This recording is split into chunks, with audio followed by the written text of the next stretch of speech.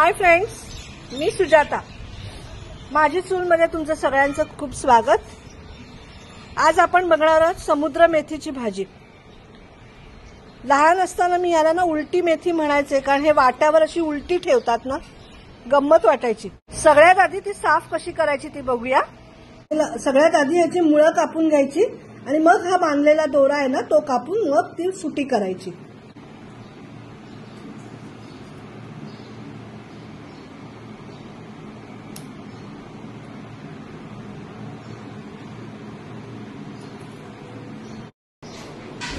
ही पहा, अशी मी साफ करून घेतली आहे आणि मी आता त्याला छान भरपूर पाण्यामध्ये धुवून घेणार आहे आणि बारीक चिरून घेते. मी स्वच्छ धुवून मी गळत ठेवली आहे.